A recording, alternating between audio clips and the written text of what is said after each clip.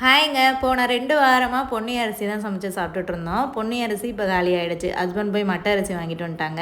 பொன்னி அரிசி சமைக்கிறது எனக்கு ரொம்ப ஈஸியாக இருந்தது. ஆனால் மட்டை அரிசி கொஞ்சம் டைமும் எடுக்கும், சமைக்கிறதும் கொஞ்சம் கஷ்டமாக தெரியும். நேற்று ஈவினிங் போல் வஞ்சரம் மீன் வாங்கிட்டு வந்துருந்தாங்க. நேற்றே சமைக்க சொன்னாங்க, நான் தான் சமைக்கல, நாளைக்கு சமைச்சிக்கலான்னு வச்சுட்டேன்.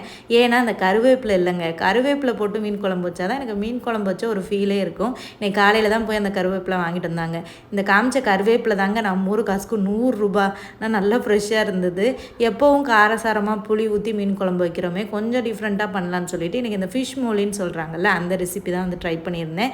இதுக்கு புளியும் தேவையில்லை, மசாலாவும் தேவையில்லை, தேங்காய் பால், அதுக்கப்புறமா காரத்துக்கு பார்த்திங்கன்னா பச்சை மிளகா, அதுதான் மெயின் இன்க்ரீடியண்ட்டு. இப்படி பண்ணால் நல்லா இருக்குமா, ஸ்மெல் வராதா அப்படின்னு தோணும். உண்மையாகவே ரொம்ப நல்லா இருந்தது. வஞ்சர மீனில் பண்ணனால நல்லா இருந்த மாதிரி இருந்தது. மற்ற மீனுக்கு எப்படி இருக்குமோன்னு தெரியல. கொஞ்சம் ஃப்ரை பண்ணிவிட்டு கொஞ்சம் குழம்பு வச்சு சாப்பிட்டாச்சுங்க.